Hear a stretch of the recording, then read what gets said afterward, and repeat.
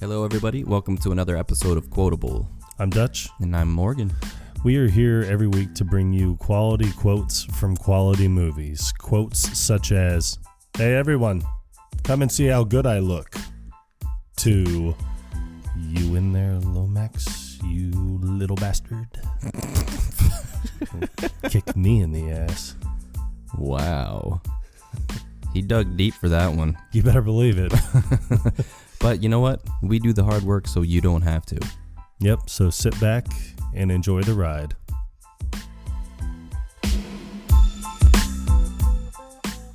All right, so for today's episode, we're doing one more of my favorite movies. I'd say this is definitely on my top 5. Yeah, I had to put it within my top 10. Well, I think I got you there. Yeah, I mean, this is no Weekend at Bernie's or anything, but... Well, I mean, when I had even proposed doing this movie, you said that you weren't even a big fan, but... Yeah. I mean, and the last movie last time I had really seen this movie was when I was about 15, so we're going back almost 30 years. Yeah, and this is definitely a movie that you can really appreciate more watching as an adult. Yeah. Oh, definitely. It was, I mean, a phenomenal movie. 1992's classic. My Cousin Vinny. Starring Joe Pesci, Marissa Tomei, Ralph Macchio, Fred Gwynne, Herman Munster himself. You better believe it. His last role. Yes, that's right. He actually passed away. May he rest. I believe the year after this movie came out. Yeah, July 2nd, 1993. Oh, man. I know. Talk about doing your research. Yes. You never skimp on the research. I try not to.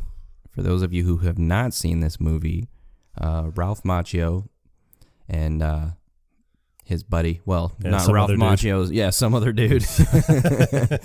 No, Ralph Macchio's character and his friend Stan, they're on their way to California. They decided to take the scenic route through the South. Yeah, from New York. So obviously you're going to go all the way down through Alabama. Right. Which makes zero sense. It really makes no sense at all. But this is the trip that they planned. And in the process of stopping to get some snacks for the road, they get pulled over. And yeah, well, it's the argument in the Sack of Suds, believe it or not, that's the name of the actual convenience store. I guess they couldn't find a Piggly Wiggly. It's horrible, this name. That they get into, I don't want to say like an argument, but the stuff that they're buying, they're even asking each other like, well, where's the generic stuff? And he replies, I believe that this is the generic aisle. But it looked like they were buying Bush baked beans. Yeah, and he was like, oh no, and it looked like Ralph Macchio was like, well, I've never heard of that. And if you've never heard of Bush baked beans, and you're not living. Yeah, you are not living right, son. So they get into an argument, and he was like, well, maybe this is worth the extra penny. And then Stan tells him, no, you're just paying for advertising. I know. It's 1 penny. Yes, hard times. It makes me wonder if Beanie Weenie went out of, actually, I know they didn't go out of business. No, they can't. They are still around and coming strong. Just like Famous Amos. So, Ralph Macchio, he wants to get tuna, which I guess that's all he's been eating the entire trip. Well, Stan contests. Yeah, because Stan, he tells him, it's packed full of protein. And he's like, yeah, well, there are protein in beans, too. Yeah, but beans make you fart. Yeah, well, we're in a convertible, so what difference does it make? I mean, and how can you argue with that? Yeah, sound logic to me. Really? I would agree with that. But, Ralph Macchio, his character's name is William Gambini. Or Bill. We'll just call him Bill, not to be confused with Lumberg. Oh, Bill. Just Bill. He's fine. So he's got an armful of snacks and everything, and then he grabs this one can of tuna with his free hand, and it looks like they're heading up to the register right then. Yeah. But he puts the can of tuna in his pocket. Which he could have just kept it in his right hand that he grabbed. This bothers me. It bothers me too. Not that it would have affected anything as far as the plot goes, except for how they're perceiving it. Because even if they had paid for the tuna, they probably still would have been arrested. Probably. But they get up to the counter, and then the clerk fills up a slushy, like a well, slush he doesn't puppy. fill it up. He Yeah, it's like an eighth of the way. Yeah, he half-assed it. And then you see Bill look down into the cup, and he's like really? Yeah. Like, no, can you mind filling You can this fill this up? up, please. And then the dude looks totally annoyed by it. Yeah, and he has all these items, but the only thing that he says, he was like, okay, 1 large slushie and 1 burrito. That's going to be $21.67. Yeah. Whatever happened to all the other stuff that's on this tab? They're sitting on the counter too, but he makes no mention of everything else. Like, you don't need to list the items. Just tell me how much I need to pay for. Exactly. But I mean, they got a lot of stuff for $21. They sure did. You can't get nearly anything close to that. No. You can get 32 packets of ramen noodles for $21. Yeah, that's true. No way to cook it, though, in a convertible. Just eat them raw. Yep. This is crunchy. Nice. So they leave the sack of suds, and they get pulled over. Which I can only tell is probably about a few minutes later. It seems like it's only been a few minutes. I mean, obviously they did it for time's sake, but yeah, within what seems like a few minutes after they leave, they see a cop car behind them. Yeah. And then the two of them get nervous because they had just, shoplifted a can of tuna. Bill realized that he never paid for the can of tuna that he put in his pocket. Yeah, and Stan gets worried because he's like, oh, you know what the age is for, like, execution down here? Yeah, he's like 10. Yeah. Clearly making a joke about being in the South. Yeah, and then they immediately get pulled over. Mm-hmm. And the cop gets out of the car, has his shotgun, tells them, I want to see your hands, get out of the car. And they're thinking, this is a bit excessive for a can of tuna. Seriously. So, then it cuts to them in I think, the sheriff's office, right? Yeah, and then it shows the sheriff actually at the crime scene, and what happened was the clerk that half-assed his entire job was shot and killed. Karma. Yep, exactly. But obviously the guys in the convenience store didn't get their slushie filled up all the way that they wanted. That they weren't going to pay for anyway. Exactly. But it's funny when it's not intended to be like a gruesome murder scene or anything, but it shows the clerk on the ground with blood coming out, but it looks very much like ketchup. Catsup. Yes, cat soup. With the K. But yeah, then you see the lady walk through the ropes. Like, oh my God, who would do such a thing? I heard that someone shot Jimmy Willis. He's dead. Yeah, I'm sorry, ma'am. He is dead. Oh my God, who would do such a thing? But I wouldn't. But this is the South. I can't imagine a sheriff telling a random person, oh, he's dead. Yeah, no, I don't see that happening either. I would have been like, ma'am, get behind the ropes. Yeah. So Thank you. See, and that goes to another thing that I was pointing out, and we'll get to it later about the lawyer. It seems like a small town where everyone knows everyone. Mm-hmm. So he could have just been like, all right, now listen, Mabel, you get back behind those ropes. You know you ain't supposed to be infecting my crime scene. You know the rules. Yeah. Even though you've never been trained on them. The sack of suds is not open for business right now. Not right now. Yeah. We need to find somebody to replace Jimmy. Yep. Poor bastard shot in the back 47 times. Cowards. Oh, man. But they're trying to get a confession out of Bill. Yeah. And the sheriff is asking him, like, just questions leading up to him shooting the clerk. But yeah, well, the first time he sees him, he's like, hey, you know why you're in, right? And Bill is, yeah, I know. He's like, yeah, it was a stupid thing to do. Yeah. And he's like, well, yeah. Have you been made aware of your rights? Yes, I have. Are you willing to waive that right? I am. I just want to fully cooperate. Mm-hmm. Get this behind me. He's like, okay, well, all right. So the sheriff's thinking, man, this is going to be easy. Good. Yeah. This guy's basically doing my job. Right. But it's funny as he's explaining, he's like, well, well, I like when did it happen? Because Bill tells him, he was like, well, Stan had nothing to do with it. Mm-hmm. He was like, I don't even think he knew it happened. And then he starts writing something down, and he was like, oh, is that bad? And he was like, aiding and abetting. Aiding and abetting? Which he's thinking aiding and abetting stealing a can of tuna. Right, not murder. Yeah. I mean, murder. No, but he's pointing into his pocket. No, it just kind of like happened. Yeah. You know, because he's talking about the shoplifting. But then when he talks to Stan, it's funny because he's like, what, aiding and abetting? And he was like, well, yeah, I mean, it was a crime. And he goes, yeah, but I didn't know what was happening. Thinking, oh, I didn't know that he stole a can of tuna. Exactly. Yeah. So he keeps going on about aiding and abetting. And he was like, well, what's going to happen to Bill? He's like, nothing. Unless he's convicted. Like, then we'll run enough electricity through him to power up Birmingham. Basically. Which, I mean, Birmingham's a pretty big city. I mean, you find out later they're in Wazoo County. Or Wazoo City in Beecham County. Beecham County, that's Beecham right. County, Alabama. I mean, he's saying it like, you know, wow, he's got enough electricity to light up Birmingham.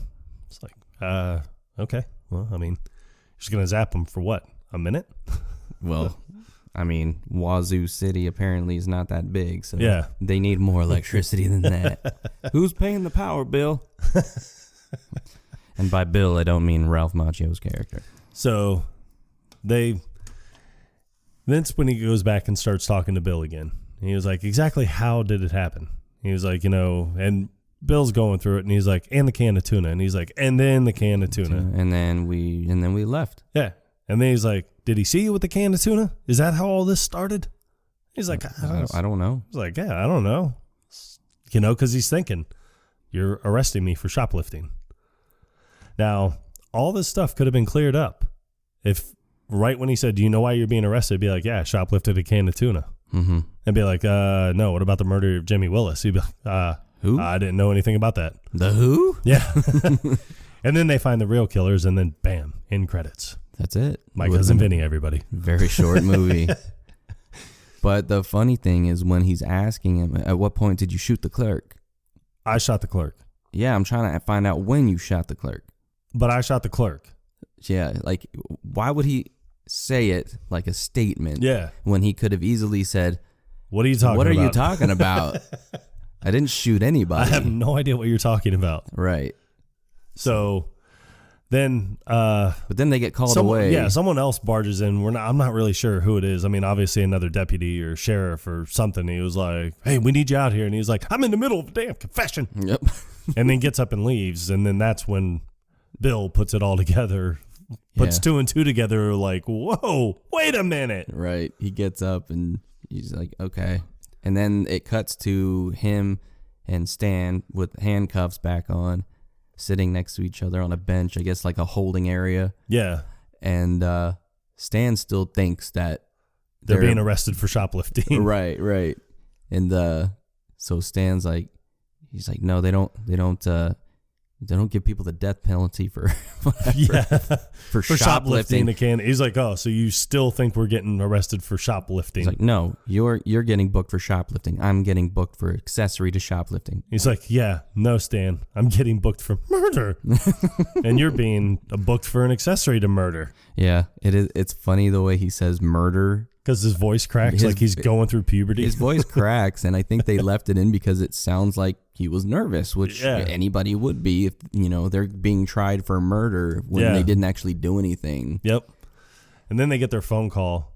And he calls his mom. But the whole time he was asking, he was like, well, what about your parents? Could they send someone? And it was like, oh, yeah, no. What? We're going to get in touch with the Chilean consulate? Right. What? They're going to backpack out in the middle of the jungle and find them? No way. Yeah. It makes him wonder, like, what his parents do for a living. Yeah, because that's the only time it references his parents. At all. So, what, they're going to get back from Chile and just be like, oh, son, what have you been up to? Be like, oh, nothing. I mean, traveling across country, beat a murder rap, and enrolled in school. Yeah. Typical summer. Yeah. Actually, no, it was January. It was winter. Yeah. So, Bill calls his mom. And that conversation is just hysterical. You can only hear one side of it. And he's just like, hey, Ma. Ma. Everything is Ma. Yeah, Ma. We're in Wazoo City, Ma. Not so good, Ma. Yeah. It's in Alabama, Ma. We've been arrested. Ma. Let me tell you, we didn't do it, Ma. no. Murder. Ma. First of all, no, we must look like the guys who did it or something. I don't know. They're trying to set us up as patsies. The entire police force just turns and looks at them. Well, it looks like they're listening to the entire conversation. Well, it's kind of hard because the whole time everybody's 5 feet away, and he's just like, Ma. The typical New Yorker. Ma, no, I'm telling you, we didn't do it, Ma. Oh, but then Stan's talking about the Klan. The Klansmen. He was like, you know what it's like down here? All these Klansmen, they're all inbred. They sleep with their sisters. Then everyone stops again and looks at him. He's like, well, some do. Some do. Ma. But we need an attorney. How much does an attorney cost? I like don't know, that 50, 100,000. Well, it's funny because I like that he's asking Stan. I go put the phone down and be like, how much does a good attorney cost? How would Stan just he's know like, that? I don't know, 50, 100,000. He's like 50, 100,000, Ma. I know, Ma. He's like, oh, hey, can we use any attorney? I think so. Okay, yeah, we have an attorney in the family. You think he'll do it? Oh, Ma, do you think he'll come down here? Yeah, he'll do it. My cousin Vinny. It's always nice when they use the title of the movie in the movie. Yeah. You can't do that like for every movie. No, you can't. So, it always is a welcome surprise. Yes. Like if they use the word Office Space in Office Space. Yeah. It would just seem out of context. It would. It's like, oh, well, what are you doing? I have to go to my office space. Nobody says that. No. Ever. Not even if there's a fire. So then it cuts to, this big red Cadillac just blaring through, probably the same roads that Ralph Macchio and Stan were on. Bill and Stan. And it's his cousin Vinny. And I don't know what song is playing, but it's so, like, their rhymes on it are so weird because it's just like discrimination, infatuation, infection, detection. It's like, okay. Well, I can say words that rhyme too. The first few times I watched it, just to get up to speed with everything, I didn't realize that's why everybody was staring at them when they were driving through town. Yeah. I thought it was because of the car itself, which is like an older model car. I don't even know. Which it looks like everybody in that town drives a car just like that. Similar, yeah. So it made no sense that they were, staring at them for that reason. But then I realized, no, it's because they have the windows down and they're blaring this like hip hop music through town, which I thought was a little weird. But then again, I don't know what New Yorkers in the early 90s listened to. Yeah, me either. So, well, they get out of the car because, he felt it shimmying down the highway. And what you can hear as they're parking, you can hear a And, they get out of the car, and Marissa Tomei, who is looking just as beautiful as ever, is taking pictures because, they're in a new place. Because she's a tourist. Yeah. And it's like, oh, well, yeah, no, you just got to look like a fucking tourist. Well, he gets out. Vinny gets out first, and he's looking at the tire. And then when Marissa Tomei gets out, he's staring at her, and she's like, what? She like pulls her skirt down like it's like riding up too high or something. And he's like, what? You stand out like a sore thumb. And she's like, me? What about you? He's like, well, at least I'm wearing cowboy boots. Oh, yeah. You blend. I bet the Chinese food is terrible.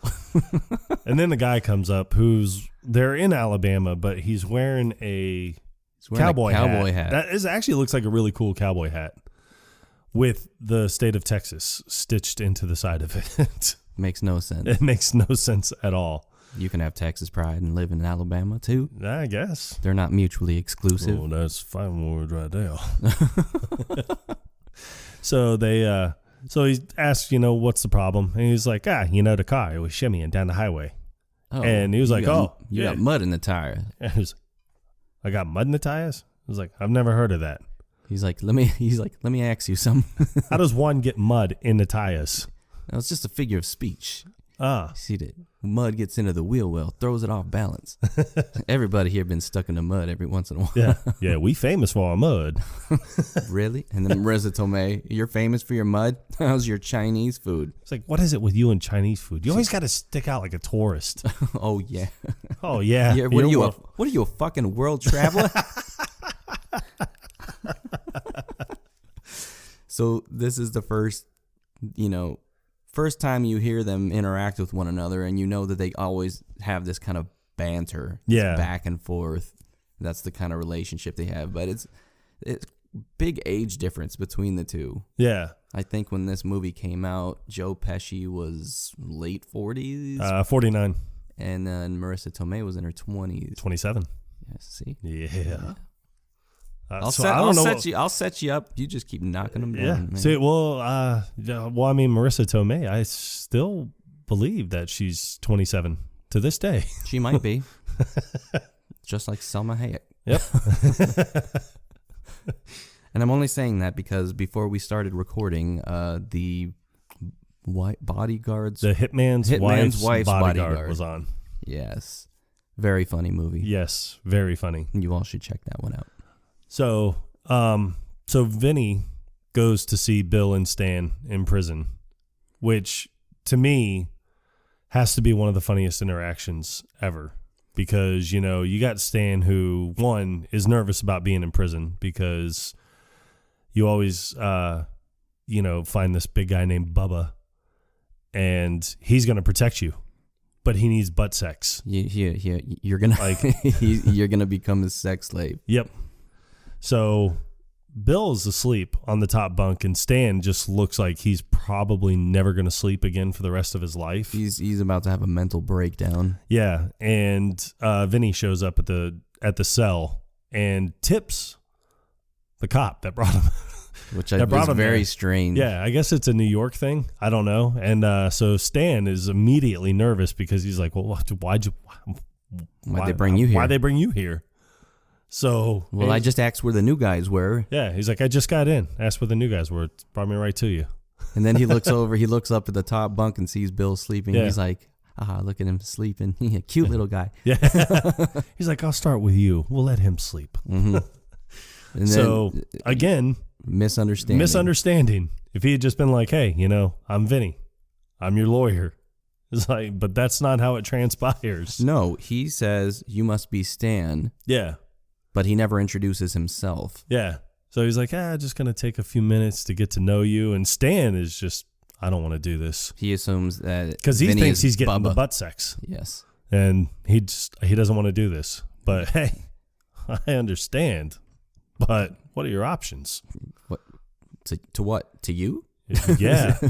Suicide? Death? So he's taken aback because he's really worried that Vinny is there to rape him because he has no idea who he is. Right. So he keeps trying to calm him down. He's like, look, you got to calm down. Just relax. I'll help you through this. Yeah, so he puts his hand on his shoulder, and which is making it worse. Yeah. He's like, what the hell is the matter with you? He's like, I really don't want to do this. He's like, I think a modicum of gratitude is required here. Oh, I should be grateful? Yeah, I think you should be grateful. You should be down on your fucking knees. Oh, boy, the ego on you. He's like, well, it's either me or them. You're getting fucked either way. Yeah. So finally, he's just frustrated with it. And he's like, you know what? He's like, fine. I'm just here for him.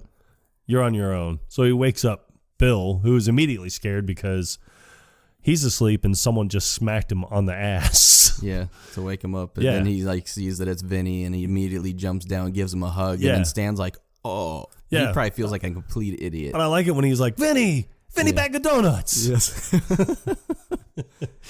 And then it cuts to them in the, I don't know, it's just like an interrogation room. Yeah, probably the questioning room or interrogation room. I guess the room people go to where they have visitors. That could be the conjugal visit room. Yeah, probably. Minus the conjugation, if you will. Yeah. But so they're questioning Vinny on his experience. Yeah, I mean, because that's what anyone would do. Mm-hmm. When you, get a brand new attorney, you want to know how long you've been doing this, how many years of experience have you had, how many trials have you done, what's your verdict ratio and everything. That would be questions I would ask my attorney. Have you done any murder cases up to this point? No, nothing like that. He's like, well, it's okay. He's probably, doing Grand Theft Auto. And he's, no, nothing like that either. It's like, well, you graduated from law school 6 years ago. What have you been doing this whole time? Studying for the bar. That's 6 years? That's a lot of studying. Yeah. But he's like, you passed on your first time around, right, Vinny? He's like, no, I didn't. He's like, second time? I'm sure you passed the second time. No, afraid not. 3 times a charm? Not for me, it isn't. For me, 6 times was a charm. So they're starting to lose confidence that as every second passes, that maybe he wasn't the best man for the job. Yeah, because they ask him, what have you been doing? He's like, mainly personal injury. Mm-hmm. And they're like, okay, well, you've had trials before, right? And he's like, personal injury trials? Yeah, he's like, no. He's like, thankfully, things haven't gotten to trial yet. Well, how long have you been practicing? About 6 weeks. Oh, yeah. They are not feeling good about this situation at all. No, not at all. Yeah, but he has to go to the arraignment. Yeah. And because he's not used to the procedures. Yeah, because he's never been in court. No. Actually, before the arraignment, he meets the judge. Yeah. He meets Judge Hallard in his chambers. Yeah. And he's sitting back waiting for the judge to come in. He's got his feet up on his desk. His cowboy boots up on the guy's desk, and he walks in. He sees Joe Pesci, or he sees Vinny, I should say, with his feet up on the desk. So he enters quietly, shuts the door without making any noise. Yeah, because, that's probably in his eyes that this is one of the most disrespectful things that you can do as anybody is just lean back in someone's chair, put your feet up on their desk. Yeah, so his first thing he says is a little informal, aren't we? And he's like, whoa, he gets startled, takes his feet off the desk. He's like, no, I was just relaxing or whatever. Judge cuts him off. He's like, no, you're not wearing a suit and tie or anything.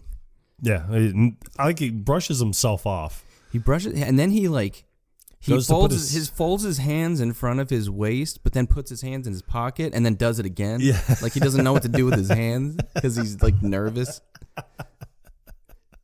He's like, well, such a great scene because you do have that awkwardness of, I don't know what to do.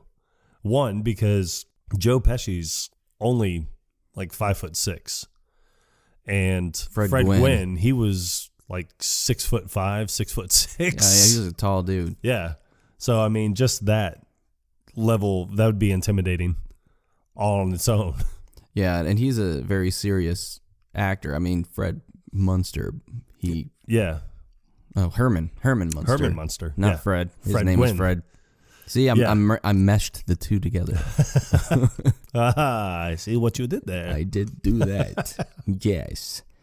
But the judge is trying to stress that in the South, they have every bit as sophisticated a law practice as anywhere else in the country. Yep. You're not going to be bringing this New York attitude down here and to file in my courtroom. I expect you to know the procedures.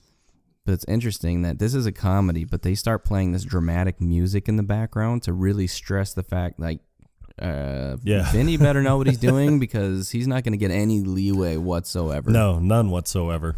Because Fred Gwynn, he's like, when it comes to the procedures, I'm not a patient man. Yeah, and he goes and gets that book and puts it down in front of him, which is the Alabama, basically law the law procedures. Yeah, law procedure, and he just tries to joke it off like, oh, what? This is it? But then, Marissa Tomei, her character's name is Mona Lisa Vito. Yeah. But, she goes by Lisa, and she's trying to help him. Any way that she can, she is trying to help him out. Because he's too proud and he wants to be able to do this on his own. Yeah. They get into it back and forth, throughout the entire movie. Yeah, this is his first case, because they have an agreement that once he wins his first case, they can get married. And no pressure. Yeah, so she really wants him to win his first case because she really wants to get married. Right. So it cuts to the arraignment. Yes. And because Vinny's not familiar with these procedures at all. Yeah, because he's never gone to court to even watch, a trial take place. And I know this is one of your favorite scenes because yes, the whole guilty or not guilty. Yeah, and it's just the way that Fred Gwynne says it. But when he says, what, he's like, your defendants have been charged with murder. How do they plead? And Joe Pesci's just still sitting down. He's like, Your Honor, and he was like, you will rise. Or no, he's like, what are you doing? Just sitting there. And he was like, well, that guy told me to sit here. He was like, you will rise. And speak to me in a clear, concise tone or whatever. Yeah, and he was like, especially when you're addressing this court. And so he gets up and he's wearing, I think, a tie that has clocks on it. I don't think he was wearing a tie yet. Not in this part. No. Okay, yeah, no. He wasn't wearing a tie yet. No, he's wearing like slacks, yeah, the cowboy boots that he came in on, a leather jacket with a button-down shirt, but no tie. Yeah, and he was like, what are you wearing? Yeah, he interrupts what he's trying to tell the judge to question his wardrobe. Yeah, he's like, clothes. What do you mean, Your Honor? I'm wearing clothes. And he was like, the next time you address this court, you will look loyally, which I've never heard that term before. Me either. At all. But what's funny is Vinny doesn't understand the question. Yeah. I don't get the question. What do you? Yeah. This is how I dress. Yeah. So then he goes on and he was like, and I mean, you're going to comb your hair, you're going to wear a suit and tie, and that suit better be made out of some kind of cloth. It is funny when he mentions combing his hair. He's just Pesci, he pushes his hair back like he's getting ready to leave, and then he tries to adjust his shirt as he's saying suit and tie. It's gonna make any difference? No, you already screwed up. Yeah, just own it, and we're gonna move on. Yes, but he doesn't understand that during the arraignment process, it is your one and only job to plead guilty or not guilty. Yes, and this does not come across to Vinny well at all, because all he's trying to do is just be like, look, this is a misunderstanding. My clients thought that they were getting arrested for shoplifting a can of tuna. Mr. Gambini. But I like it when he's Mr. Gambini. Because right away he tells them, he says, he's like, what do you tell me? They're pleading not guilty? Right. And he was like, confirming. No. He's like, I'm just trying to explain. He's like, I don't want to hear any explanations. He was like, I just want to hear guilty or not guilty. But the way that he says it is so funny. And then he goes on through this whole thing.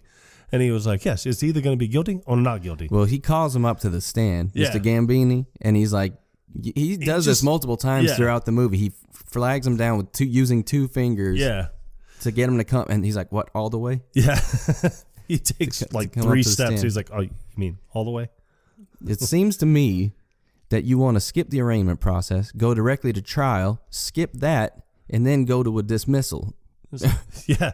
And you hear people snickering in the back, but to me, it's just, I wish that Vincent Gambini had said, well, yeah, that'd be great. Like, let's just do that. Yeah. He was like, I am not about to rewrite the entire law of Alabama just because your clients say they didn't do it. But Vinny just wants to get through this as quickly and with as little pain as possible. Exactly. Which was another great line during the interaction, his first interaction with Stan. Yeah. He wants a quick in and out procedure. Yeah. So he tells him, he was like, now, either the next words out of your mouth are going to be guilty or not guilty. I don't even want to hear you clear your throat. Mm-hmm. Do I make myself clear? Now, how do your clients plead?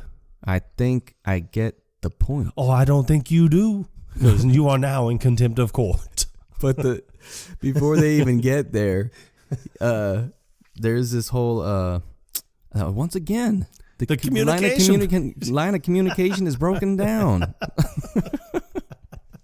because Vinny's just not getting it. Yeah, All you have to do is just say guilty or not guilty. That's it. That's it. And then he's in contempt. Yep. Now he's held in contempt. Which means he has got to go to jail. Yep. And $200 bail. And Stan and Bill, their bail is set at $200,000. Gambini is arrested. His bail will be set at $200,000. And the surprise on his face is just when he was like, bailiff, take Mr. Gambini into custody. And he's surprised, like, what? What do you mean? So he goes to jail that night, and Marissa Tomei bails him out. And as he's walking up to the gate, she's just standing there with her camera, takes a picture, like, oh, look, your first time getting out of jail. Mm-hmm. We have to catalog this. Seriously. We're not going to put this in a family album. Yeah.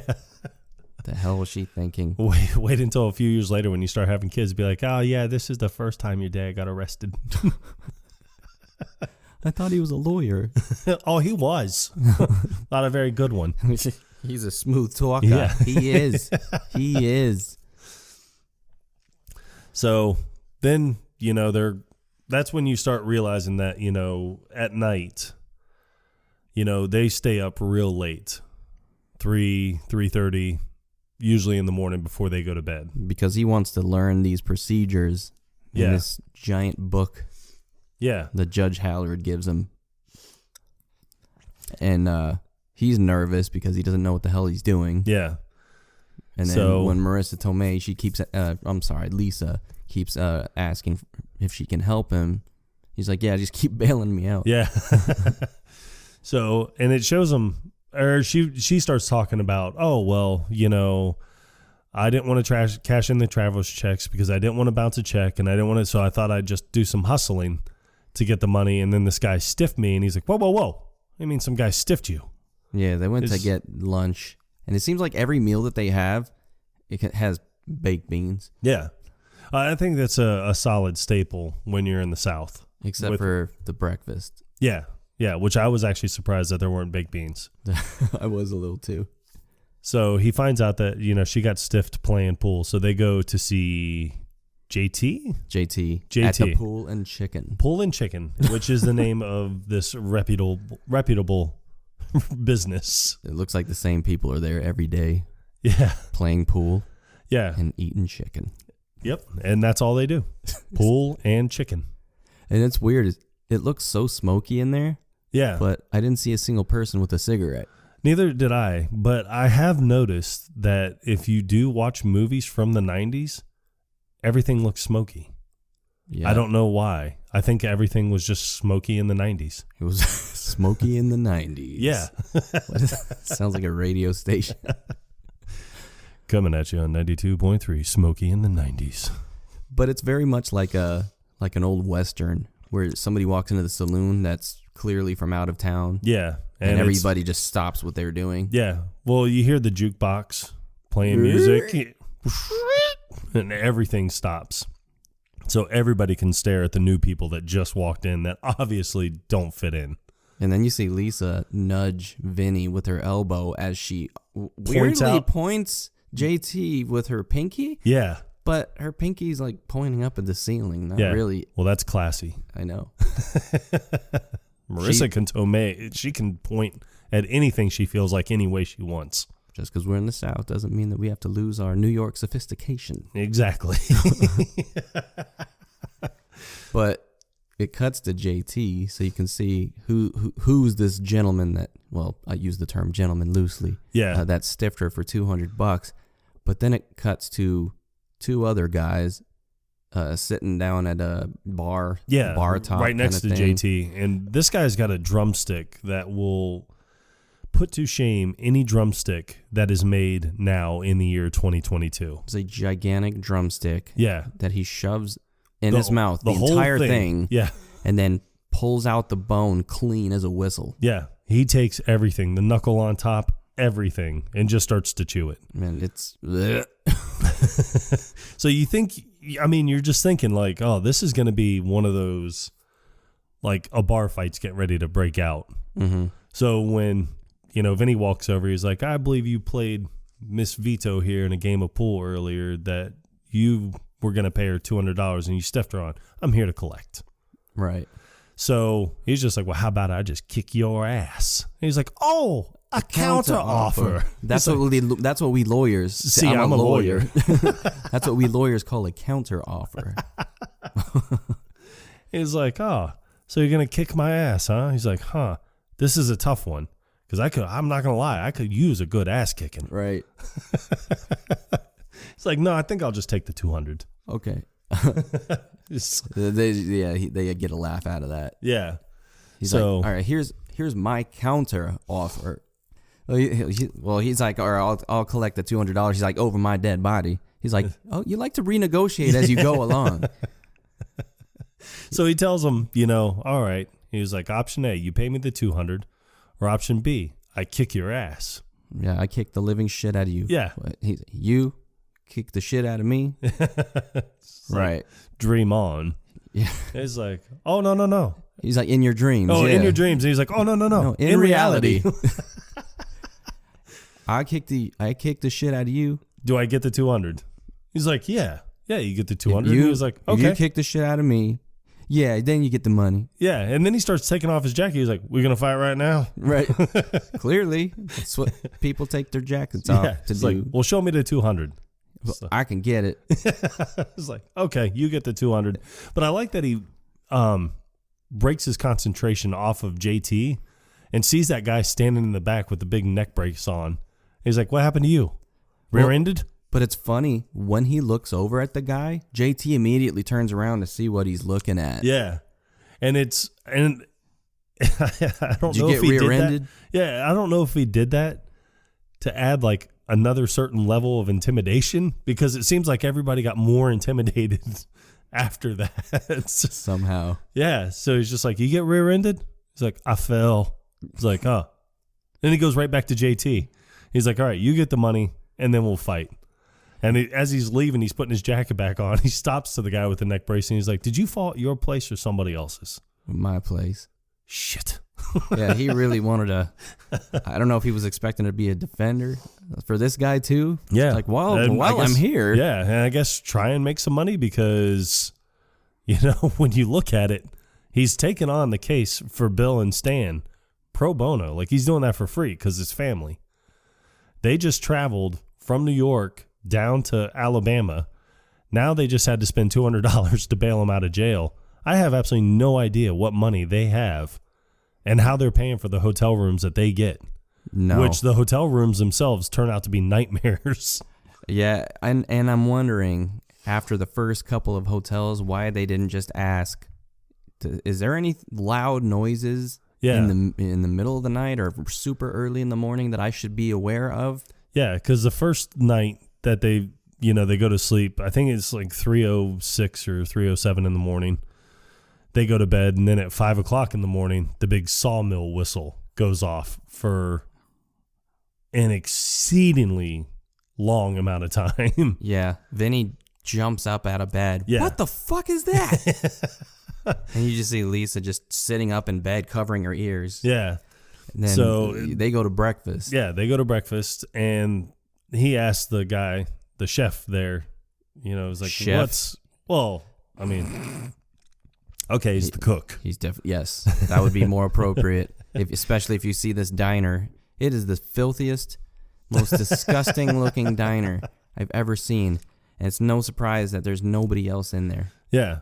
So he asks, what's up with that god awful loud whistle? He's like this insanely, remarkably loud whistle at 5:30 in the morning. He's like, oh, that's the sawmill whistle. This is a steam whistle. Yeah, steam whistle. Over at the sawmill. Yeah. Tells folks it's time to get up. You can hear it from miles.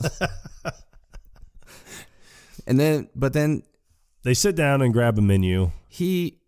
The cook, he just looks at him, y'all want something? Yeah. Like, where's the Southern hospitality? They're not getting it. No. Southern hospitality is only for people that are, locals. I guess. It's lost to obvious tourists, maybe. Yep. So they get the menu and they look and they're like, oh, yeah, what do you breakfast. think? What do you think? Breakfast? Yeah, and then it cuts to the menu, and it's funny because it shows the cook looking down at the menu too. Yeah. And then you see the only 3 options are breakfast, lunch, and dinner. Yep. $1.99, $2.99, $3.99. Just depending on what you want. And Vinny's like, what do you think? Breakfast? Yeah, I guess. And the 2. 2. So he gets a big scoop of lard from a bucket and throws it onto the flat top. Yeah, and you just see Vinny like, excuse me, have you guys heard of the ongoing cholesterol problem here in the United States of America? And the guy is looking at him like, what? Like, what are you even talking about? Just gives him a dirty look. Like, yeah. Just shut up and let me cook. Yeah, so he sets down a plate of eggs, bacon, and grits. 3 of my favorites. Oh, yeah. So Joe Pesci immediately looks and he's, what is this? What is this right here? Yeah, so the chef, cook, is like, you ain't never heard of grits? He's like, oh, sure, I've heard of them. I just ain't never seen a grit before. A single grit. Yeah. How do you, what is a grit? Yeah. He's like, well, it's mainly corn. It's like, them hominy grits. He's like, and then it looks like he's about to taste it, but then he's got more questions. Yeah. He's like, how do you prepare them? Yeah, he's like, oh, you just put them in simmering water for 15 to 20 minutes. Throw them on a plate and add butter. Yep. So, which is, I mean, the exact way on how to make grits. And then Lisa's looking over at him. Are you going to eat them or not? Yeah. He's like, well, why don't you do it first? She's like, no, you go. She doesn't want to be the guinea pig. Well, he gets his fork and puts what looks like maybe 2 grits on the end of his fork. The most minuscule portion of grits you can imagine. So she holds up her camera and he just kind of smiles like, oh, okay. And he takes a bite. And as soon as he takes a bite, she takes a picture. The flash goes off. And just the facial change, because he's sitting there smiling like, okay, then the flash goes off and he immediately looks at her like, how annoyed dare you take a picture of me eating grits? You saw this coming. I know. You act so surprised now. Yeah. So then they go to the arraignment, and that's when they're, that's when or not the arraignment, but I guess it's like a pre-trial to determine if there's enough evidence to go to trial. Right. So they're talking to the 3 witnesses that saw, these 2 young men. They live right in the vicinity of the Sack of Suds convenience store. Yeah, and they saw these 2 men go in. They heard the gunshots and they saw them leave. So they're like, oh, yeah. And I love everyone's attitude, because you have Mrs. Riley, who is, oh, yeah, no, I saw them. And, they jumped in the car and scattled out like the Dickens. Right. And then you got the other guy who's, he was making his breakfast, heard the gunshots, looked out the window and saw him drive off. But then you got the third guy who looks kind of like a rat. He does. Like a rat with a country mustache. And he was like, yeah, I saw him go in, and then I heard the shots, and then they went out, cars all over the road. All over the road. And then he looks over at Bill and Stan, judging them. Yeah. But then you don't see Vinny get up to question any of the witnesses whatsoever. And the judge even asked him, he's like, oh, do you have anything you want to ask? And he's like, to ask the judge, like, do you have anything to add? And he's like, what thing? Yeah. And he was like, I don't know. That's for you to determine. And then he asks him to stand up. This is where you see the clock tie. Yeah, the clock tie. That's right. And he was like, what are you wearing? And he was like, didn't I tell you to wear a suit and tie? Are you serious about that? And then it shows him in the bus again, being transported to jail yet again because he was found in contempt. So Lisa's got to bail him out. Yep. Again. Exactly. So then he starts talking about how he wants to see Trotter's files. Yes, because he sits down with Trotter, who was the prosecuting attorney. Yes. And just kind of getting acquainted with one another. Yeah. And Vinny tells him a story about how he even got into, the law. Yeah. I guess. That he got a speeding ticket that he thought was bullshit. And so he's like, when I got the cop up on the stand, he's like, I argued with him until he admitted he was wrong. Yeah. So then he ended up befriending the judge. Yeah. Because the judge, I guess, was laughing at him the whole time. And then after that case, the judge took him out to lunch. And tells him he would be a good litigator. Yeah. But he doesn't know what the hell that meant. It's like, I didn't know what a litigator was. I mean, he's probably a young guy at the time. Yeah. So he says he goes through law school and everything. And he said that, and this is where you kind of see like a real bit of like emotionality from Vincent Gambini, is when he's talking about the judge, Judge Malloy, and he says, I think he wanted his son to follow in his footsteps. Like, but he became a musician or something. He's like, and, he was like, he would call up and check on me and see how I was doing. He was like, and then the day I graduated from law school, he was like, he was so proud of me. So it's just like one of those things where it's like, you see the emotionality because it's like, you have this guy who, doesn't really know me, but likes me. Now he's looking at me like a son kind of thing. And now he's saying he's proud because of this, because of that. So that's a powerful scene.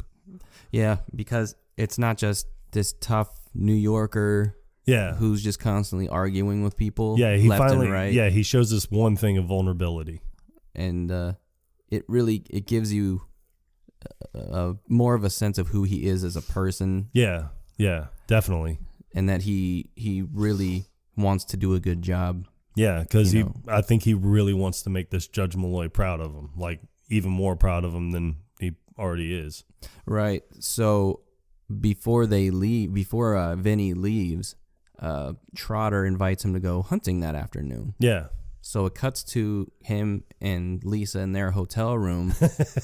and he's looking through his clothes. Like all of a sudden he's just going to find like flannel or camouflage or something. He did not pack for a hunting trip. No, not at all. At all.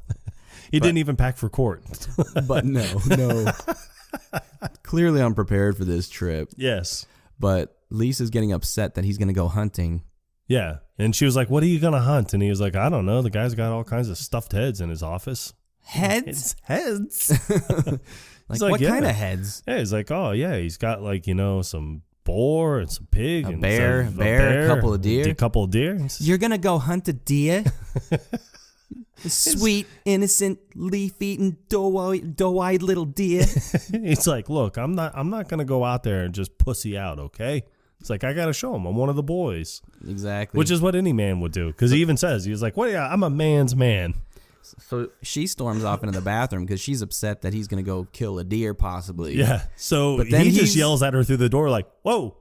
He's asking her what he should wear to go hunting. He was like, you think these pants will be okay? And then she doesn't respond. So that's when he's like, whoa. He does this twice in this movie, which is funny. Gentlemen out there, I do not recommend that. That's how you address your wife. It's not a good idea. It's not a good idea at all. No, but she comes out of the bathroom and she tells this little story. Imagine you're a deer. You get thirsty. You spot a little brook. You put your little deer lips down to the cool, clear water. Bam! A fucking bullet rips through your head, splatter your brains all over the place. And now let me ask you something. Do you think the deer would give a shit what kind of pants the son of a bitch that shot him was wearing? Well, it's funny. When she goes through this, you see the expression change on Joe Pesci's face when she's like, bam, a fucking bullet rips off half your face. And he's like, ugh. Like, what? So then it shows him with Trotter. They're driving to wherever they're going to go hunting. Yeah, and it's funny because when he tells Lisa, he was like, I think I can kind of finesse this guy a little bit and just get a look at his files. There was no finessing. Yeah, no, they were just driving, and he's like, I'd really like to get a look at your files. He's like, you would? He's like, well, yeah, that'd be great. He immediately calls his secretary. Yeah, he's like, you got a Xerox machine? He says, what's weird, you have a Xerox machine over there. Like, over where? I know. I don't know.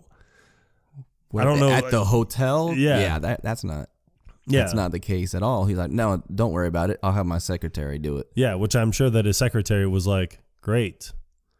yay, you're not even in the office today. You're out hunting. And you want me to copy. I would love to go up there and just copy all these files for you. Sure. How is it possible that for such a, yes, it's a serious case, it's a murder case. Yes. What are all these files? What could possibly be on all of this paperwork that they have? Yeah, I mean, because I know that you have the 3 statements from the 3 different witnesses. You have crime scene photos, but it doesn't seem like it would have to be as much as he had in that one box. I would imagine everything would be able to fit into like one little file folder. I was going to say, I think an accordion file was probably more prevalent. Yeah. But it wouldn't have added the dramaticness of it.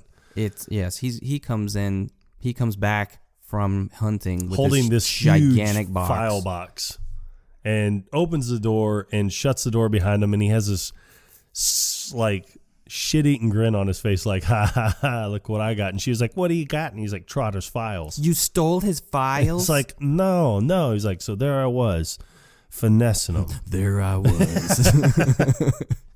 He was like, and then he just offered to give me a copy of all of his files.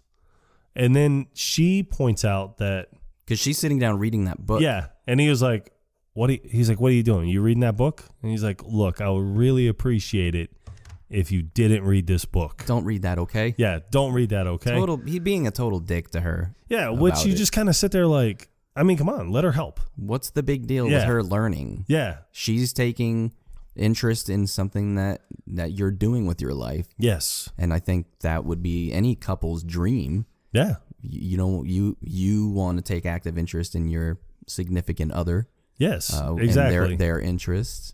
So she points out to him. Do you know why he gave you his files? She's like, he has to. It's called disclosure, you dickhead. She was like, he's not allowed any surprises. You can talk to his witnesses. You can, yeah. He's not allowed to have any surprise witnesses. You can talk to his witnesses. Yeah. So he's just looking at her like, oh, huh. But not one time does he say, thank you. Yeah. No, not once. He's annoyed, but in that moment, he realizes, well, shit. Yeah. How did I not know that? Eventually, he probably would have stumbled across it by going through this book, but like, it sucks that he wasn't more grateful. Yeah. For what she was able to find out. Yeah. But it cuts to him talking to the 3 different witnesses that you saw previously in the pre-trial. Yes. And he's asking, the lady, Mrs. Riley, how many different levels of thickness have you gone through? And at that point in time, I mean, I guess you're not really paying attention, because I think even when I rewatched it, all these years later, I still kind of sitting there thinking like, thickness. Like, what's he talking about? Mm-hmm. So, and then it shows him talking to Mr. Tipton, and he's like, oh, well, what'd you have for breakfast? And then it shows him at the Mr. Rat's trailer. He's like, what's all that stuff on your windows? It just takes a picture, and the guy never answers him, but he's staring out like he's looking at a UFO. He looks like he could be watching TV or something, but he's not paying attention to Vinny at all. Yeah. Like, it must be a NASCAR race or something. Possibly. or a UFO. It is Alabama. That is true. But it was daytime, so... Which makes it even more of why he was staring like that. Of course. So UFO in the daytime? That's nonsense. The couple times they were in the courtroom, almost at the end of every single trial, or not trial, but like at the end of each, the arraignment, the pre-trial, Judge Howlard has to call Vinny into his chambers for one thing or another. Yeah. One of the times was to establish the fact that he can't find any record of a Vincent LaGuardia Gambini being a lawyer at all. So this is where Vinny has to fabricate a story about becoming an actor and having to have his name legally changed to... Because there was a famous stage actor named Vincent Gambini. Have you ever heard of him? And he's like, no. So I had my name changed legally to Jerry Gallo. And as he says Gallo, he knocks over the chessboard. Chess pieces on. Yeah, which, I mean, and I've never understood this is when people have a chessboard set up like in their office, and obviously people have been moving the chess pieces. Who are you playing against? Sometimes people play against themselves. Yeah, well, I guess that's what's happening there. But as he says, Jerry Gallo, yeah, he opens his arms and knocks the chess pieces over, and Judge clearly annoyed by it. Oh, very annoyed by it. As almost like, I've been playing this game for 20 years, son. Mm-hmm. And you just ruined everything. So, again, the next time Vinny is called into his chambers, it's because he can't find a Jerry Gallo. Well, no, he does find Jerry Gallo. Oh, he finds Jerry Gallo. Yeah, and he was like, when he said, he's like, in my chambers. And he was like, you're a dead man. He's like, I'm a dead man? He's like, yeah. He's like, I just had him fax this about Jerry Gallo. And he was like, wait, did you say Gallo with a G? And he's like, yeah. And he's like, well, Jerry Gallo is dead. He's I'm like, aware of that. I'm aware of that. No, my name is Jerry Callo with a C. C-A-L-L-O. And then but the judge is like, all right. Yeah. All right. He unzips his robe, throws him over the back of the chair. Yeah. But this is during the main trial when this happens. Now what's I think we're coming up on another favorite part of ours is when they get to use Trotter's hunting cabin, and he even tells Lisa, he was like, well, Trotter said that he sleeps like a baby when he's out there. Now you got Vincent, who has been going to bed at 3:30 in the morning and getting up at 5 because of either a steam whistle, and then they change hotels, and in the second hotel they bring in pigs to slaughter at 5 a.m. So all these pigs are making an incredible amount of noise. And then in the third one, you got the train that comes through at 5 a.m. shaking the entire room. Yeah, and the first time the train goes by, he goes downstairs and he's like, does that train? He asked the receptionist, like, does that train always come through at 5 a.m.? No, sir, that's very unusual. Yeah, yet again, another point of miscommunication. Where he could have asked, does a train come through here every morning? Yes. Not, does it come through at 5 a.m.?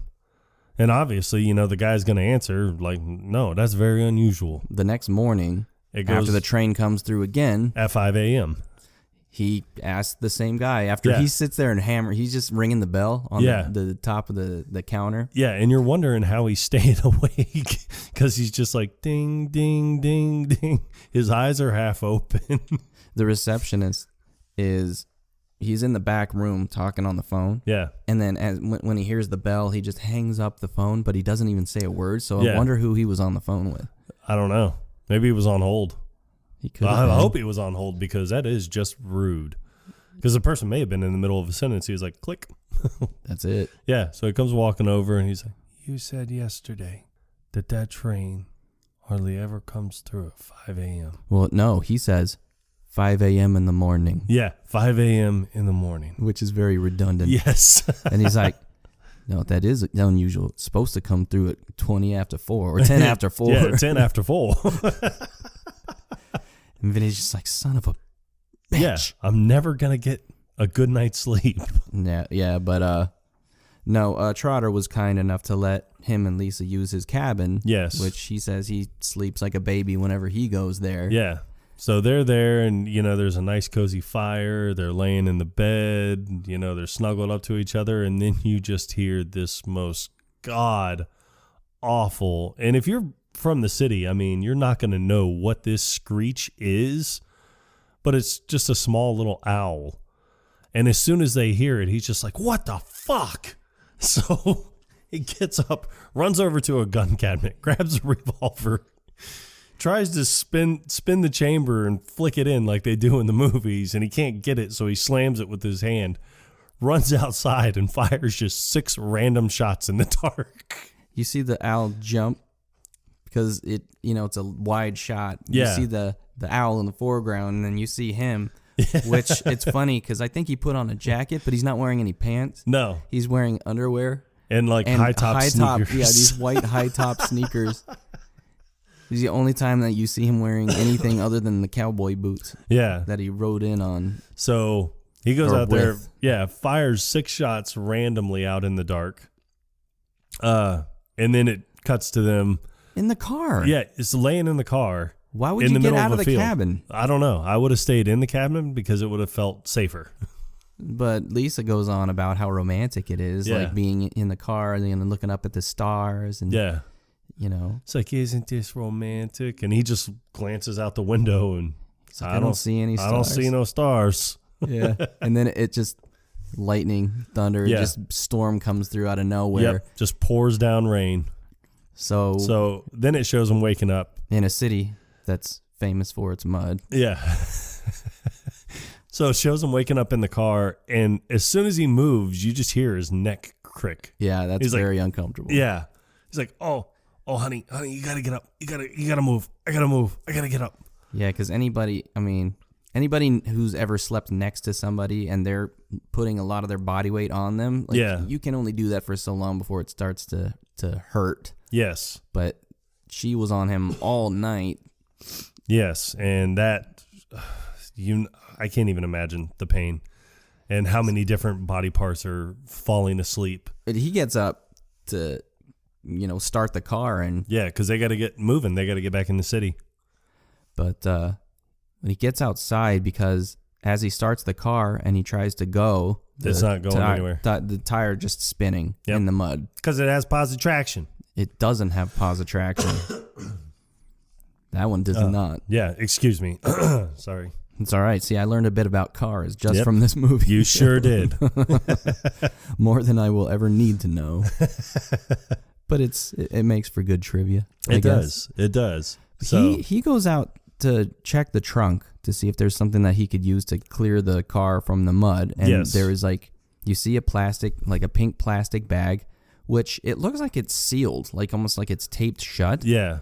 But as he pulls this 2x4, this 2x4 out of the that trunk, he's struggling with, the only thing on this 2x4 is that plastic bag. And instead of just pulling it straight out, he flings it. Yeah. And the pink bag flies outside into the mud, and you see his suit pants in the mud.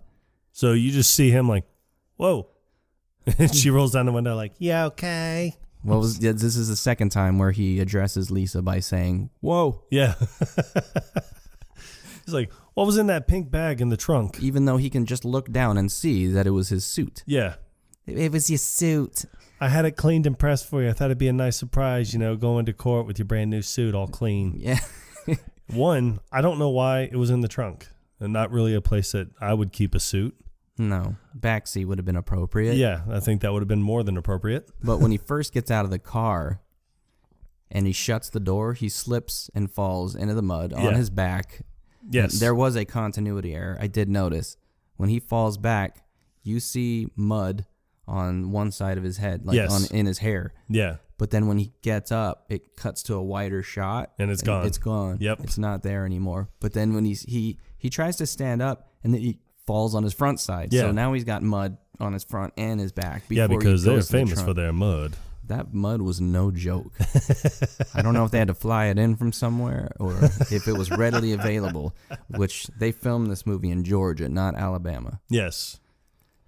But, yeah, he had to find an alternative because after the judge questioned his wardrobe choice. Yes, the leather jacket that we all know the judge hates. He knows that he cannot go into the courtroom wearing his leather jacket again. Yes. So they try to find a cleaners.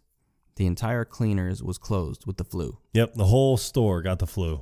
So she had to go to a secondhand store. But I like when they're getting out of the car and he's like, I got 30 fucking minutes to take a fucking shower, buy a new fucking suit, and get to fucking court. He's like, and then she's like, you get your fucking shower, I'll get your fucking suit. Yeah.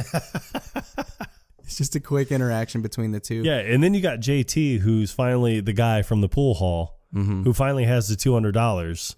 And he is like, look what I got. He's like, you gonna kick my ass now? And Vinny tries to wave him off, like, yeah. Whatever, we'll do this later. And he's like, oh, come on. He was like, hey, you said you were going to kick my ass. So he throws one punch, but this whole punch is like his entire body flying up into JT's jaw, which knocks him down. He stands up, grabs the $200 and just keeps on walking. Now, the funny thing is the guy with the neck brace is still standing there wearing the exact same outfit that he's been wearing the entire movie, looking at this thing that just transpired. But the second interaction that Vinny has with JT, where he's got it rolled up. Yeah. The guy with the neck brace, he's wearing a different outfit, I noticed. Yeah. But he's got like a 20 with like on the outside with a bunch of ones rolled up to make it look like it's more. Yeah, and he's like, Vinny calls him out on it. Yeah. He's like, how do I know that's not a 20 with a bunch of ones? And then he's like, oh, it's $200. He's like, okay. It's $200. He's like, okay, well, fan it out. It's like, fan it out? He's like, yeah, show it to me. Fan it out. Yeah, he puts it back in his pocket and just walks away. He's like, damn it. So not only did he stiff Lisa, he was going to try to stiff Vinny too. Yep. And then it shows everyone in the court, being very impatient because obviously Vinny and Lisa, they're late. So they finally come walking in and Vinny is wearing, I would imagine, someone's secondhand tuxedo from like their 1968 prom. Something like that. Yeah. So this immediately pisses off the judge because are you mocking me with that outfit? It's like, no, Judge, I'm not mocking you with this outfit. He was like, well, then explain why you're dressed like that. Explain this outfit. Yeah. And he's like, I bought a suit. You've seen it. He's like, now it's covered in mud. My suit was covered in mud. The only 1 hour cleaners this town has was closed for the flu. The entire store is closed for the flu. It's like, can you believe that? The whole store got the flu. So I had to go to the secondhand store and pick up this thing because it's either wear that leather jacket that I know you hate or this. So I wore this ridiculous thing for you. And then as he goes to sit down, he's like, are you on drugs? No, I don't take drugs. I don't like your attitude. Imagine that. All right, that's it. Now you're in contempt of court. There's a fucking surprise. What'd you say? What? What did you just say? What'd I say? What? You can tell that Vinny speaks reactively. Yeah. He's not always aware of what's coming out of his mouth, but he responds just by instinct, and he's not paying attention that he's even doing it. Oh. So this interaction is so funny because he's really convinced that I don't remember saying anything at all. Yeah. There's a fucking surprise. Yeah. What did I say? What? He literally just said it. Yeah. So they have the opening statement from the prosecutor, Trotter, and he's going to determine that, Bill is the one that shot the cashier and Stan is the one that aided and abetted in the entire thing. So he goes through this nice long speech. He's talking about, what all the these evidence is going to show. Yeah, what the evidence will show. He was like, what the verdict will be. And he was like, verdict. It's an old word passed down from... It's like Old England. Old England. And then it shows like the 3 or 4 black people in the jury. It's just like, what? It's like, we don't have anybody from Old England. It's like from the our little old ancestors. Yeah. So he's got the opening statement. Yeah. So then they go to Vinny to get his opening statement, who is asleep with his head in his hands, just looking like he's looking down at his legal pad, but you hear him snoring. But it looks like he's working. Yes. So Bill kicks him, like, hey, it wakes him up, and he's like, oh. And you see the judge feverishly writing something. And I don't know what he's writing. The only thing I can imagine would be like, oh, I'll hold him in another contempt. Yes, like, for sleeping in the courtroom. Sleeping in the courtroom. Wasting my time. So he walks up, and now obviously he didn't hear any of what Trotter had just said. So he just walks up and says, everything that guy just said is bullshit. Thank you. Everything with an exception of thank you, shall be stricken from the record. Yeah. But I like Trotter stands up and he's just like, objection, Your Honor. His entire opening statement is argumentative. But then Stan, who opted for the public defendant, because he wasn't confident in Vinny's ability to. Yeah, and you even see that again when, as Vinny sits down after saying, everything that guy just said is bullshit. Thank you. And he sits down and you just see Stan shaking his head and he just says, putz. The public defendant is hysterical. Yeah, he's just staring off into God knows what. I don't know what he's looking at. He could be looking out the window or something, but then you hear the judge. He's like, counsel, your opening statement. And then he just, he snaps out of it. Yeah.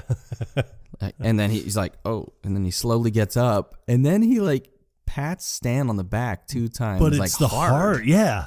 And I don't know what it is with these movies lately that we've been watching and discussing. There's a hard back slap. Yeah, I think this might be the last one with the back slap, but I don't know. We're going to start looking for it now. Yep. But he gets up to address the jury. Clearly nervous. Yes. He's sweating. Yeah. And he starts stuttering. Bad. Ladies and gentlemen of the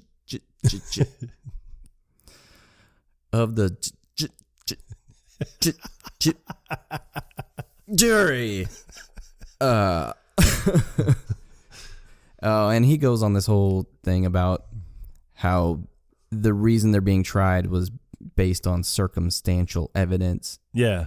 But the defendants didn't actually kill anybody. Yeah. But, while he's saying prosecution or whatever. Yeah. He's got his hand on this guy's shoulder in the jury. He's patting him on the shoulder. Probably spitting in his face. But you just see all the jurors looking at him with just dumbstruck. Is this really happening right now? Yeah, and you'd like to think, like we said at the beginning of this seems like a small town, everyone knows everyone, so they're looking at him like they have no idea who he is. Yeah, they have no idea who he is, and they're like, what in the hell is this guy on? Oh, yeah. Gibbons is at it again. I think his name was Gibbons or something with a G. It's not important. Yeah, so he goes, he gets done, and he's like, thank you, and just goes back to sit down, but turns and waves to the judge. Very confidently. Yeah. And he sits down, and then Stan's like, that's it? What about everything we talked about? He's like, well, I was a little bit nervous. Yeah, I got a little nervous, but I'm getting better. He's still sweating. Yes. So sweaty. So and I think this is when they have the maybe the 60-minute lunch. No. That's not at that point. At this point, they're talking to Mr. Tipton, and he's the prosecutor's like, oh, did you see him? And he was like, yeah, I saw him. He was like, I saw him when they were coming out, and they got in their car and sped off and everything. And he was like, okay. He was like, can you point to the defendant? So he points to him, and then he was like, shows him a picture of the car again, which the car is in black and white. The picture is in black and white. So how can you tell if that's the right color car? So he's like, yep, that's the car. So then that's when Gibbons, I think, the stuttering prosecutor, gets up to interview Tipton, and he was like, Mr. Tipton. It's like, I noticed that you wear glasses. He's like, yeah. And he's like, could you show the jury your glasses? And he shows them. He's like, on the day in question, were you wearing your glasses? He's like, your necessary prescription. Yeah. And he's like, no, I wasn't. And he was like, so you could positively identify from 50 feet that it was those young men. And he was like, yeah, they reading glasses. Yeah. And he looks defeated at this point. Yeah. So, and then he just asks him, he was like, what color eyes do the defendants have? He just sits up barely and glances at him. He's like, brown and hazel green. And then the way he points at him. He points right at him like he's punishing him for being honest. Yeah, and he's like, nothing further. Turns around and walks away. And when he sits down, he's like, whoa, he is a tough one. And Stan's just like, yeah. So Vinny gets up to talk to him. And he's like, hey, he's like, you stated earlier that you were making breakfast when you saw me. He's like, yeah. And he was like, now, when they were going into the sack of suds, what view did you have of the defendants? And he was like, well, they was kind of walking towards me. Yeah. And he was like, and the view they had that you had when they left? Well, they was kind of walking away from me. Oh, okay. He was like, so you would say that you got a better look of them going in than coming out? You could say that, I guess. No, I did say that. Would you say that? Yeah. So that's when he asked him, he was like, oh, you said you were making breakfast. He's like, hey, what'd you make for breakfast? Eggs and grits. He's like, oh, yeah, I like grits too. And he was like, hey, how do you like your grits? Creamy, regular, or al dente? Just regular, I guess. See, and it's funny because the guy, when he says that, the guy kind of like thinks about it like, what the hell is al dente? Yeah. And you just see Joe Pesci or Vincent looking at him like, come on, answer. He's like, well, regular, I guess. And he's like, oh, okay. He's like, instant grits? No self-respecting Southerner uses instant grits. And then he looks over at the jury for validation, and it just cuts to one woman. Yeah. And she's got this big smile on her face. Like big smile, and she's shaking her head like, yep. And then you hear him Tipton say, I take pride in my grits. So he's like, so you're saying that it took 5 minutes. And he was like, oh.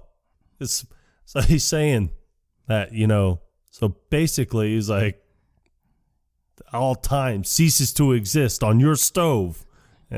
But the guy's just he's like, how is it possible that grit, like water, soaks into a grit faster on your stove than anywhere else? The entire grit eating world knows that it takes 15 to 20 minutes. Yeah, and he's just like, I don't know, I guess I'm just a fast cook. I'm sorry, I was all the way over here. I didn't hear you. Did you say you're a fast cook? That's it?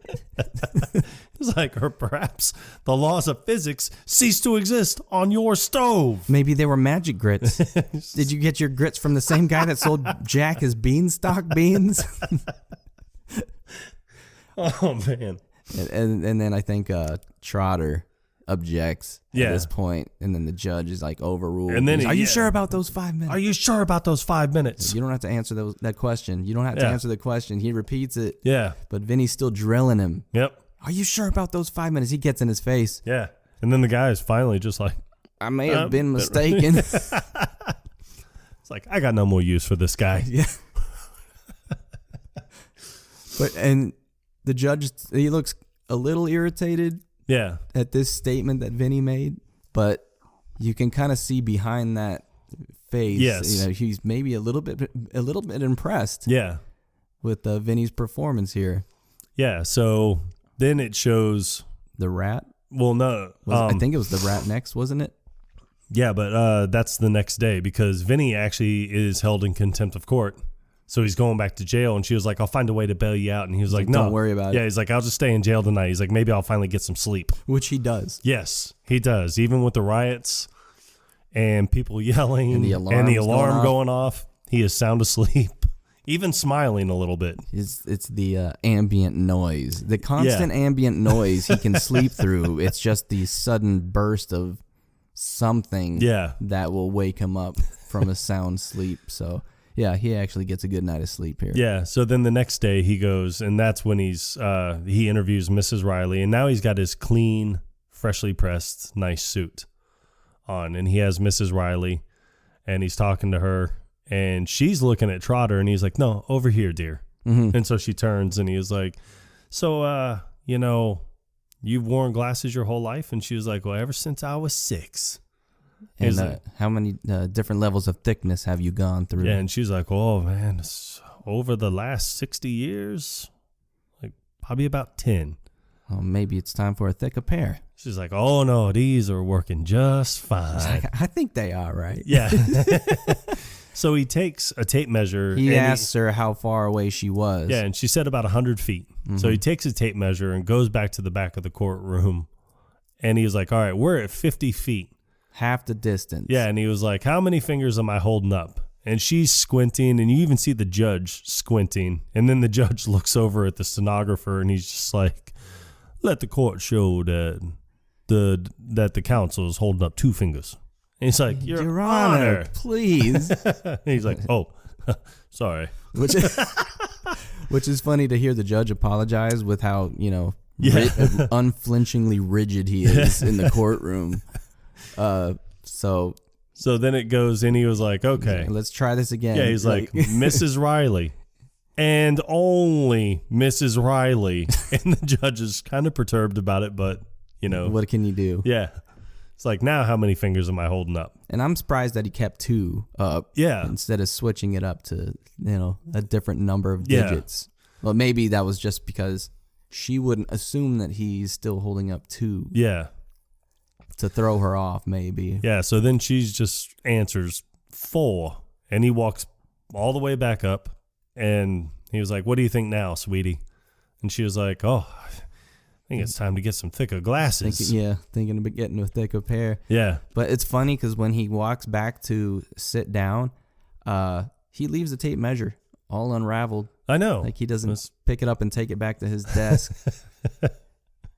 And I think this is the point where when he walks back, he gives Lisa a high five. Yes. He slaps her hand right before he sits down. Yeah, and then it goes to Mr. Rat, where he's talking about he shows him all the pictures. He's taken multiple pictures with Lisa's camera of this guy's disgusting apartment. So he's trying to convince it's a trailer. Trailer. I said apartment. No. Yeah. We'll shout the answers out when you know. So he's like, you mean to tell me that he's going through each pictures one at a time. Yeah. And he was like, what's this on your window? Dirt. It's like, yeah, dirt. Okay. He's like, and what is this? Crusted piece of metal over, and he's screen. Oh, a screen. Okay. and what are these tall things right here? Yeah. In the middle of your view. Trees? Yeah. That's all right. Yeah, it's all right. Just shout it out when you know it. And what are all these thousands of things? Hundreds of thousands of things that come on trees. He's like, leaves? It's like, yeah. And he was like, and what are these other little things? All these little bushy things. Yeah. He's like, what do we call those? He's like, bushes? He's like, yeah. How many bushes? He's like, 5. Well, don't forget about this one and this one. 7. 7 bushes. He's like, so you mean to tell me you were able to positively identify the 2 defendants in a matter of 2 seconds through this dirty window, this crud-covered screen, these trees with all of these leaves on them, and these bushes. And all these bushes, and I mean, and you can already tell. He knows. Yeah. So then that's when he's just like, I got no more use for this guy. Yeah. Is it possible that you saw 2 guys leaving in a green convertible, but not necessarily those 2 individuals? And right there, that's what you call circumstantial. Yeah, buddy. It's a hell of a trial. So then that night, he gets a phone call from Trotter, and Trotter even congratulates him. He's like, you did good in there today, Yankee. Yeah, he's like, how do you like the competition? He was like, I'm having a little bit of fun, I guess. He's like, yeah, it kind of keeps things interesting. Yeah. But he's like, I've got a surprise for tomorrow morning. Yeah, and he even asked him, he was like, you have to disclose this to me, right? Well, I just found out about it tonight. Yeah. He's like, and I'll disclose it first thing in the morning, and you can see. And so that's when he asked Lisa, he's like, hey, all that disclosure stuff, where'd you find that? Mm-hmm. And so she shows him, but it doesn't, it cuts away to the next day in the court. And that's when you have Eyebrows McGee from the FBI. automotive bureau. It's a weird angle that they show him. It's like kind of underneath, looking up at his face at an awkward angle, but it looks like his eyebrows are like pointing up, like Vulcan style almost. It's like, are we watching Star Trek now? Or? Yeah. So he starts telling him, exactly what he does. And he's like, for the FBI, that he does automotive analysis and, runs all these programs through all these machines and everything. And Vinny actually objects to the witness being called at this time. He was like, and he actually has a very well thought out objection.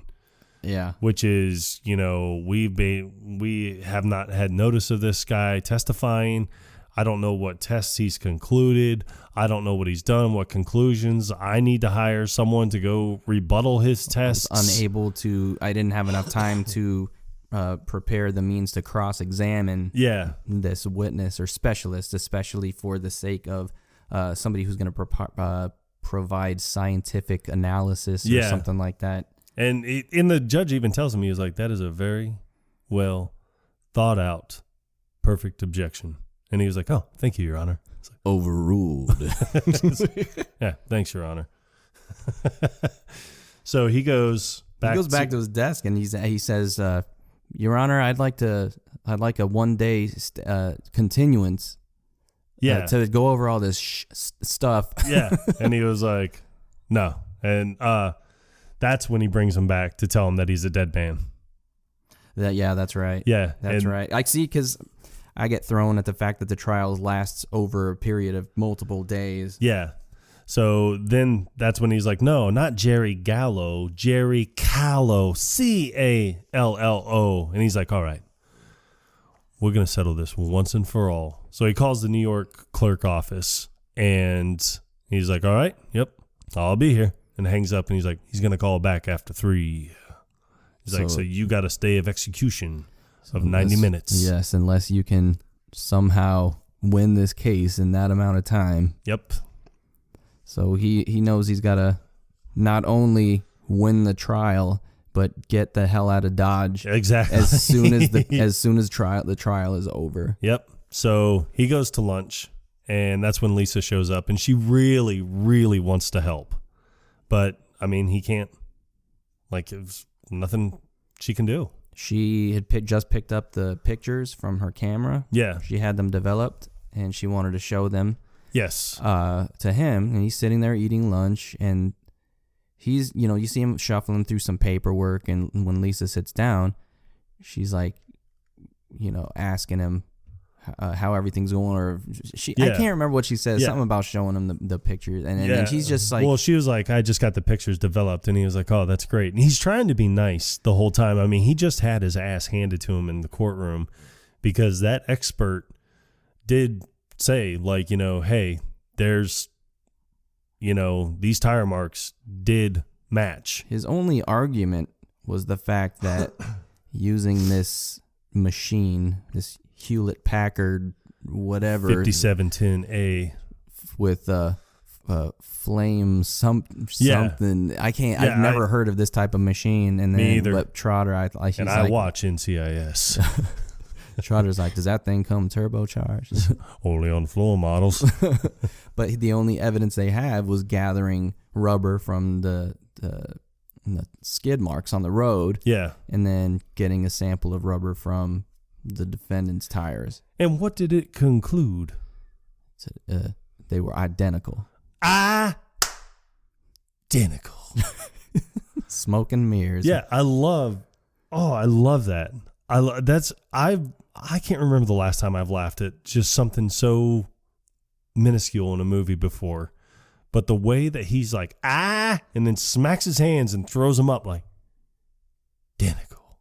But it's funny because when he makes his opening statement and he's explaining to the jury that the evidence is going to show all this, and it's the jury's job to find out who's telling the truth. Right. And then he even specifies, it doesn't matter what I think. Yeah. Only what you think.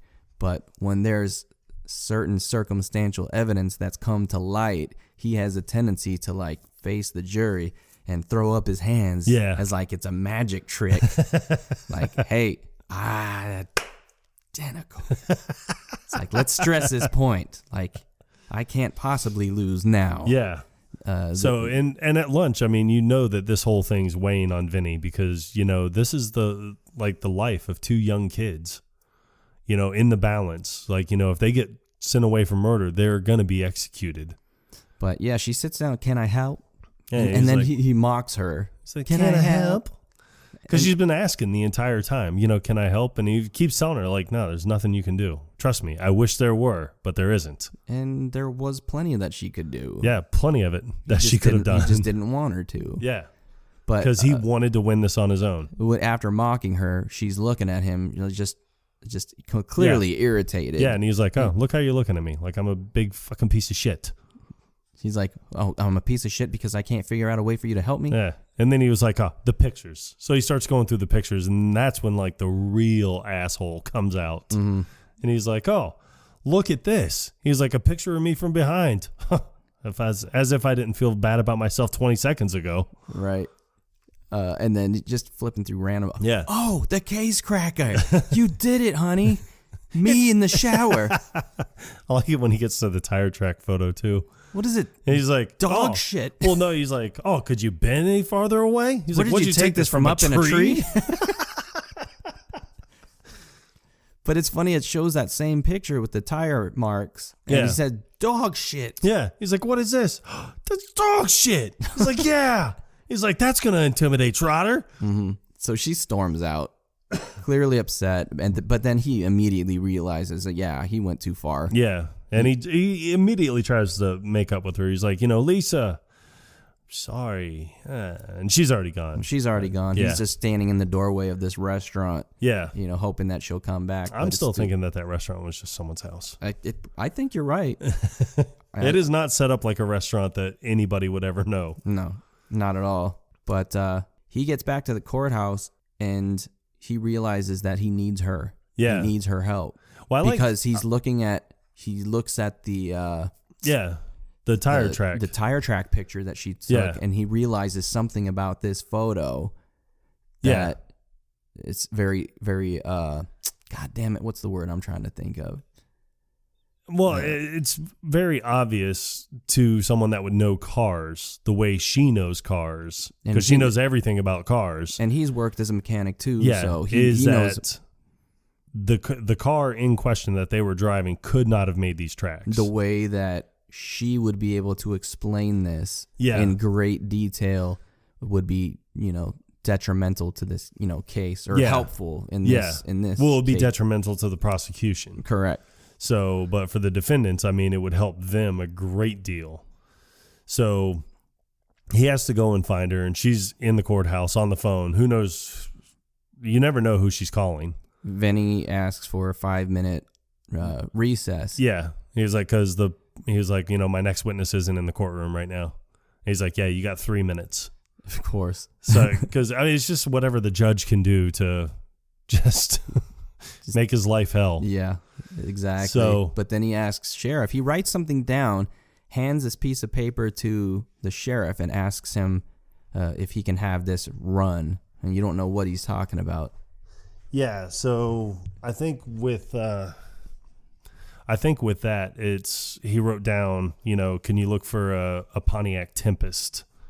I have a feeling that's what it was. He had an idea based on the style of the car and the tire marks that were left on the road that it could not have been made by a 64 Buick Skylark. Yeah, and since he can't say, hey, this is my opinion, so he has to get someone who's an expert in this area, which that would be Miss Mona Lisa Vito. But what's funny is the sheriff, you do your own investigation. Yeah, and he was like, oh, come on, please, Sheriff, I only got 3 minutes. Yeah. And so he goes out to find Mona Lisa Vito, who's on the phone. And and he's like, come on, he's like, forget about it. He was like, you know, I'm sorry, let's make up. Mm-hmm. He was like, we need to make up right now. Let's go back inside because everybody's waiting for us. Plus, I need to use the phone. Yeah. And then you never see him use the phone. Like, he slams the phone down, and she goes storming off, and he has to run out and grab her. But then the sheriff comes out. Yeah. He's like, tell me why. Yeah, and it never says, He never why. explains it. And because they didn't want to give too much away prior to the trial resuming. Yeah, so he brings her back in. He carries her back in. And kicking and screaming. Yeah, like these little squeals that she's doing. Like, I didn't even know that a human voice could reach that octave. You ever hear of Mariah Carey?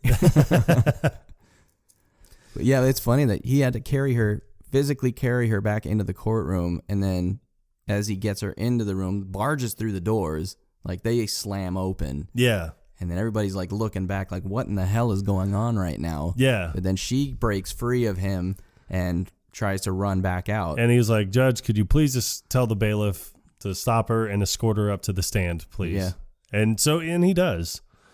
So, and I think now this is just kind of more one of those things of, all right, just out of sheer morbid curiosity, I have to know what's going on. Trotter objects to her being there because he's got no prior knowledge of her existence or her qualifications to even be on the stand.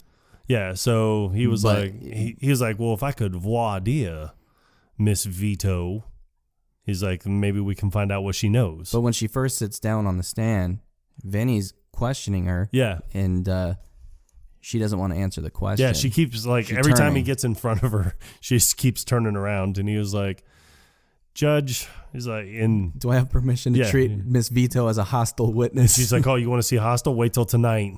Do you two know each other? Yeah, he's my fiance. That would certainly explain the hostility.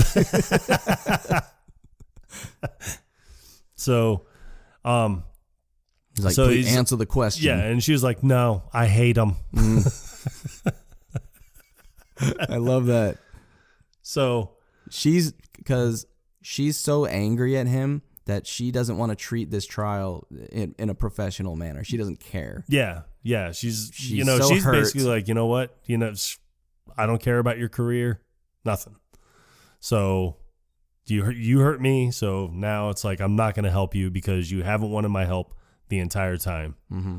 So the question, he was like, oh, well, if he wants to voir dire Miss Vito, he's like, just go ahead. So then that's when he's like, okay. He's like, I will. He's like, all right. What would the correct ignition timing be on a 1955 Chevy Bel Air with the 327 cubic inch engine and a 4-barrel carburetor?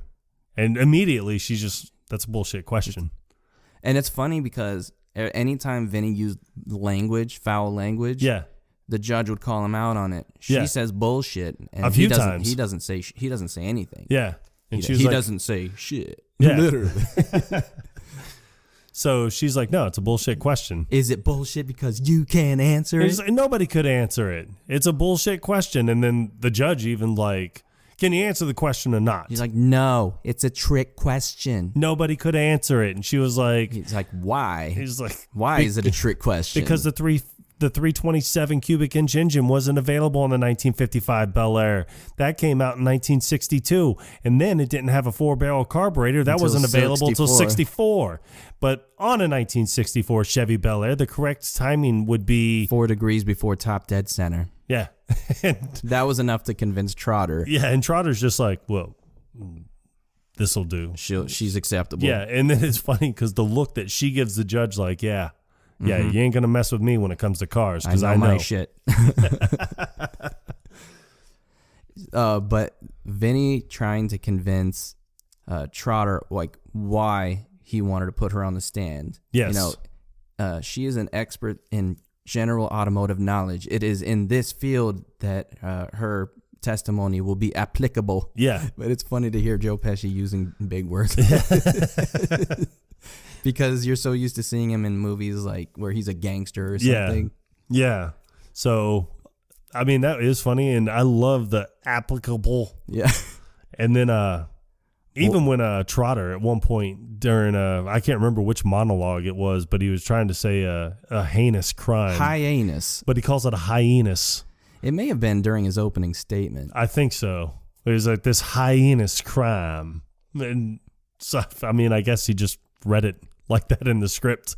But there is, a few situations where somebody's pronouncing something one way, and then you hear somebody else say the same thing differently. Yeah. The Trotter, two Utes. Trotter wants to voir dire. Yeah. Mona Lisa Vito. Yeah. And then voir dire. Yeah, that's what Vinny calls it. Voir dire. The two Utes. The two Utes. What was that? The two what? What was that word? What word? What? Two what? What? Did you say Utes? Yeah, the two Utes. What is a Ute? Oh, sorry, Your Honor. The two youths. And then he refuses to use the word again after that. Like when he goes back and he was like, the two defendants, and then glances at the judge. Which the judge hates, clearly. But no, Lisa's on the stand, and after impressing Trotter and being an acceptable witness, he shows her the picture of the tire marks. Which, when he hands her the picture initially, before the judge forces her to answer, he actually has to grab her hand and put the picture in her hand, and then she immediately doesn't throw it, but while holding it, she just holds it behind her shoulder because she doesn't want to pay attention. Yeah. And he's like, it has been argued by me. By the defense, by me. That there are two sets of guys met at the Sack of Suds that drive identical looking cars. Identical 1964 mint green Buick Skylarks. Yeah, and he's like, does the prosecution's case hold water? Yes, he says, does the defense case hold water? And then she refuses to answer. Oh, yeah, and he's like, and so he tells her again, and she starts to look at the picture because she's, She's holding it so far in front of her, you can tell that she doesn't want to be looking at this because she doesn't want to help him. She's still pissed at him. Yeah. But then he stresses again, and then...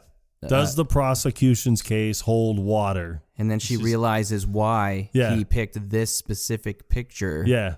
And she's like, no. The defense is wrong. So she's looking at this picture, and she sees that the skid marks that were made by the car were incapable of being made by a 64 Buick Skylark. Yeah. And the reason being is the Buick Skylark did not have positive traction or an independent rear suspension. Yep. So because the tire marks remain flat, it means that if the car was if it had an independent rear suspension, when the one tire went up over the curb, the one that remained on the road would have been up on its side. Yep. So the width of the tire marks would have been changed or skinnier. Yeah. So, and then she goes on about the positive traction where she's like, anyone that's been stuck in the mud, one tire spins, the other tire does nothing. And everybody in the jury's just, that's right. Yeah, we are famous for our mud. They've all been stuck in it. For sure. So she goes on this whole monologue, and it's a fantastic monologue about how the, positive traction was not available in the 64 Buick Skylark. Yeah. And there were only two cars that came out in the 60s that had positive traction and an independent rear suspension. One was the Corvette, which could never be confused as a Buick Skylark. And the other one had the same height, weight, width, wheelbase, wheel track. Yeah. And had enough power to make these tire marks. And that was a 1963 Pontiac Tempest. He's like, and since both cars were made by GM, could both cars come in metallic green paints? Mint green, yeah. They were. And it's so funny because she goes from being so pissed at him to coming to the realization of why he showed her this picture. And she finally helped. To understanding why why he needed her help. Yeah. For this specific reason. And this whole time, Trotter's he realizes, oh my God. He's so he screwed. turns around and starts talking to George Wilbur. It looks like they get in a heated discussion about and who knows what. Yeah, and he's looking at it like, well, she's right. Like, this whole thing could, so he's like, thank you, Mrs. Vito. You have been a lovely. Kisses her hand. Lovely. Kisses her other hand. Witness. He calls Wilbur back up to the stand. Yeah. Because he wanted to see if he agrees with Miss Vito's testimony. Yes. But it's funny, when he first gets up there, he hands him the picture and he says, what did you think of Miss Vito's testimony? He's like, it was, very informative. Very, yeah. And then he says, she's cute too. Isn't she? He's like, very cute. But you the way that he says it, it's like, why are you asking me that? Yeah. This is your fiance. And he feels weird answering it, I think, which is why he looks over the judge immediately. Yeah, and everybody's, laughing in the courtroom. But, there's no way that he can argue that Miss Vito's testimony was 100% accurate. Yeah. It was not speculation. It was fact. Yep. So, he goes through his questioning with him, and he was like, yeah, that it could, yeah. So then he sees the sheriff in the back. His question of Wilbur, just real quick, was it possible that the defendant's car could have made those marks? And he undeniably had to say no. Yeah. So, and then he sees the sheriff, and he calls the sheriff up to the stand. It's funny, they have this moment. Yeah. When he walks back in, he's holding up this piece of paper.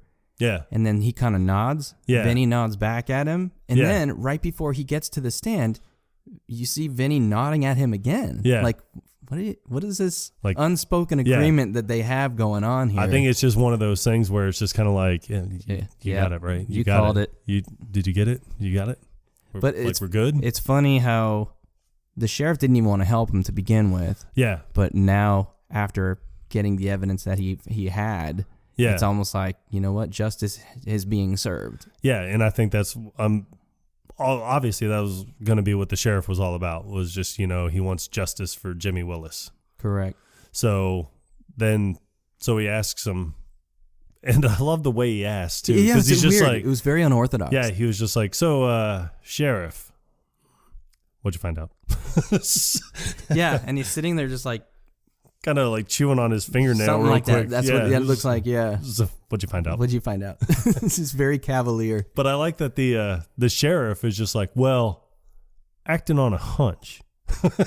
It's like, well, he did ask if you could go and run this. We still don't know what was on that paper, though. I have no idea. I can only assume what's on that paper.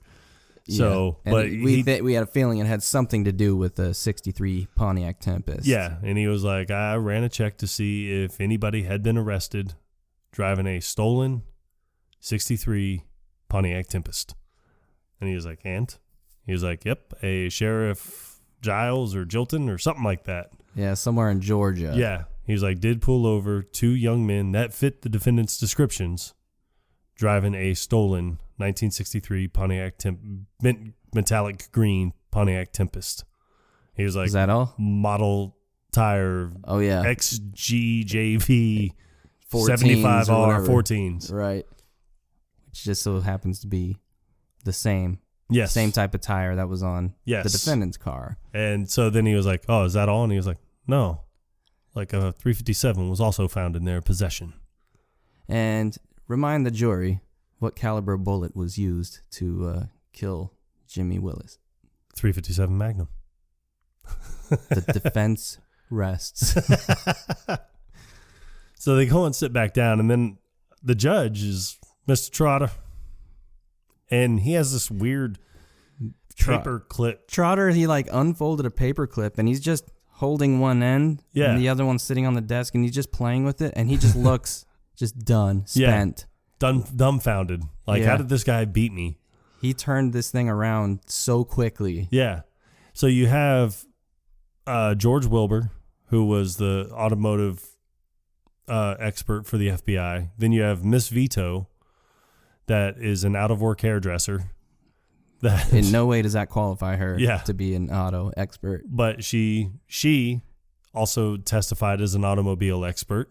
It is funny though, and we didn't touch on this at all. Is when they were questioning how she would be qualified. Yeah. She's like, "Well, my father's a mechanic. His father was a mechanic. My 3 brothers are mechanics. 4 uncles on my dad's side are mechanics. Yeah. My mom's dad was a mechanic." Say, well, clearly your family is qualified, but what, how does that make you qualified? Have you ever worked as a mechanic? Yeah. In my dad's shop. It's just like, what did you do? Just like oil changes, tune-ups, brake relining, engine rebuilds, carburetor tranny, rear end suspension. He's like, rebuild a couple trannies. Yeah. But yeah, she's calling on Trotter, and he's just sitting there, defeated. Mm-hmm. He knows he lost. Mr. Trotter. Yeah. Mr. Trotter. But I like how Trotter finally stands up and he was like, in light of Miss Vito and Mr. Wilbur's testimony, nothing, and that Sheriff Farley brought us this evidence. He makes no mention of Sheriff makes Farley. no mention of that. That 2 kids were arrested that fit a description. He's just, the state would like to drop all charges. So the case is dismissed. When he dismisses the case, like, he's got a smile on his face. Yeah. So it's like, all right, well, then why did you look so damn defeated before? Yeah. So, everybody's happy. Bill gives Vinny a hug. He's got tears in his eyes. Yeah. Everybody's happy. And the whole time, the judge is just banging the gavel because he wants order in the court. Order, yeah. And then it shows everybody going outside, and that Vinny's trying to leave as quickly as possible. Yeah, because it is almost 3 o'clock. Yeah. So Vinny tells Lisa to get the car and pull it around front. And then as he's walking out of the courthouse, that's when everybody stops him. Wants to shake his hand. You did a great job. Come back anytime. Yeah, Stan even says, he was like, oh God, he's like, I'm sorry I ever doubted you, but given the circumstances, this is great. Wow. Bill comes up, gives him a hug. Yeah, and he's just like, he can't find the words. Yeah, and then so finally that's when Vinny tells him, he was like, you know what? Think of the words. Call me when you get back to New York. Yeah, exactly. And then, when Trotter comes up to shake his hand, he's like, I feel like if I don't leave now, I'm never going to get a chance to. Yeah. So then you see Lisa pull the car around right there on the curb, and then you see Judge Haller walk out of the courtroom. Then Mr. Gambini. Yeah, and he's like, shit. Yeah, because that he's like, oh, God. And he was like, because I got something to say to you. And he throws up his hands like, okay, you're about to throw me in handcuffs. It's funny. The judge wouldn't have handcuffs on him. No, but he holds his hands up, both of his hands up, like he's going to get cuffed by the judge. Yep. So weird. But then he grabs he grabs and shakes his hand. Yeah. He said, win some, lose some. It's like, you are one hell of a trial lawyer. Yeah, he's like, even though your methods are a bit unconventional, you do make one hell of a trial attorney. Yep. So, and, obviously Vinny's confused about this. He's confused but relieved. Yes. So he jumps in the car and everybody is out on the stairs of the courthouse waving goodbye to him. And classic Fred Gwynn, I guess, paying homage to the Munsters, I read, did his famous Herman Munster wave. Yeah, and I never noticed that before. Yeah, I had never noticed it either, but when I was reading about it, I was like, man, I'm going to look at this. So, and yeah, that's what he did. He did the Fred Munster, or the Herman Munster. See, you wave. did the Fred Munster too. Yep. It wasn't just me. But it's funny when he said you're one hell of a trial attorney. Yeah. Vinny says, well, you're one hell of a judge. And then he like kind of mock punches him in the side. And then he immediately like says, oh, sorry.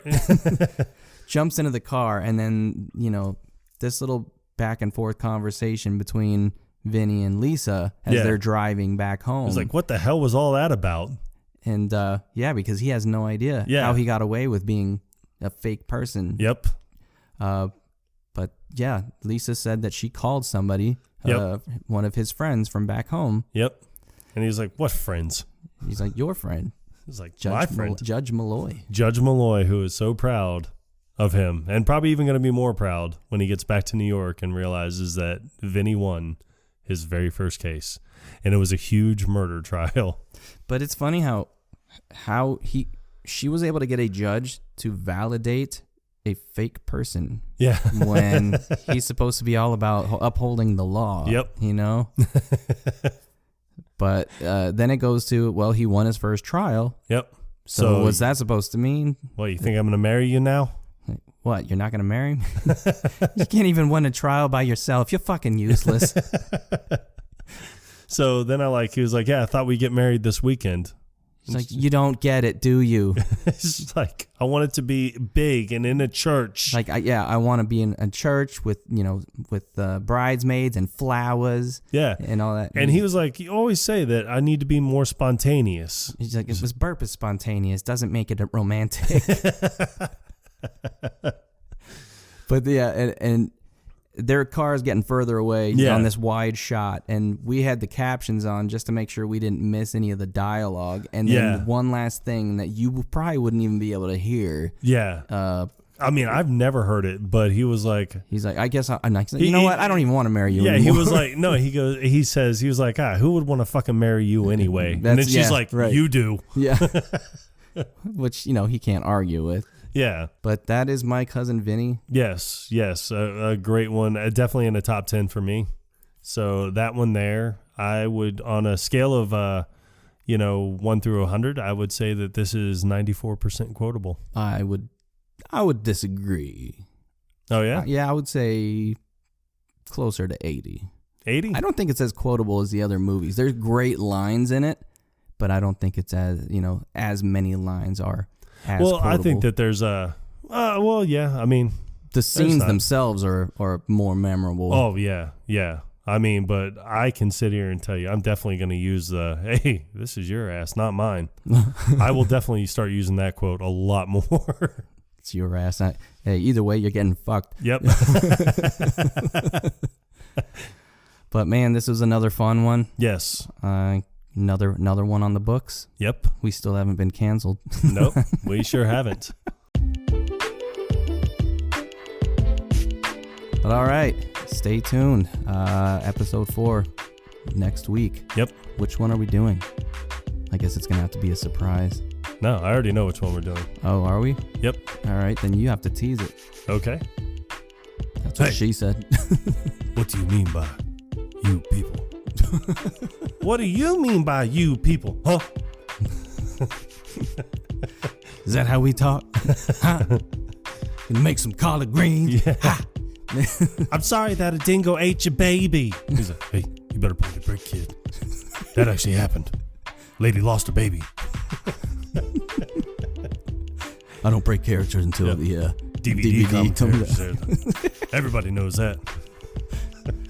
All right, that'll be another fun one for sure. Yes, another fun one. All right, until next time, you guys take care. Yep. Bye, everybody.